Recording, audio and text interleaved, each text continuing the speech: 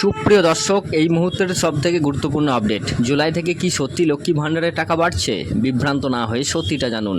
সম্প্রতি social media এবং কিছু সংবাদ মাধ্যমে লক্ষ্মীর ভাণ্ডার প্রকল্পের ভাতা বৃদ্ধি নিয়ে নানান আলোচনা শোনা যাচ্ছে।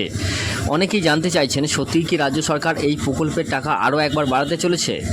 এই প্রতিবেদনে আমি বর্তমান পরিস্থিতি এবং সাম্প্রতিক তথ্যের ভিত্তিতে বিষয়টি স্পষ্ট করার চেষ্টা করব।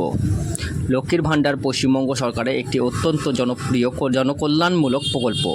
এই প্রকল্পের মাধ্যমে রাজ্যে 25 থেকে 60 বছর বয়সী মহিলাদের প্রতি মাসে সরকারি ব্যাংক অ্যাকাউন্টে আর্থিক সহায়তা প্রদান করা হয়। 2024 সালে ঘোষণা অনুযায়ী এই প্রকল্পের ভাতা বৃদ্ধি করা হয়েছিল। বর্তমানে যে হারে উপভোক্তারা টাকা পাচ্ছেন তা হলো জেনারেল ক্যাটাগরি অর্থাৎ সাধারণ শ্রেণী মহিলাদের জন্য প্রতি মাসে 1000 টাকা, SC/ST ক্যাটাগরি অর্থাৎ তফসিলি জাতি উপজাতি মহিলাদের জন্য প্রতি মাসে 1200 টাকা। এই হারেই বর্তমানে উপভোক্তারা সুবিধা পাচ্ছেন এবং সাম্প্রতিক রাজ্য বাজেট পেশের সময় এই ভাতার পরিমাণ আরও বৃদ্ধির কোনো সরকারি ঘোষণা করা হয়নি।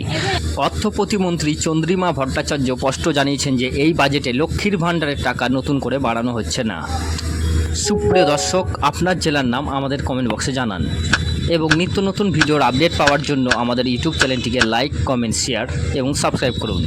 আর ফেসবুক থেকে দেখলে পেজটিকে ফলো করুন।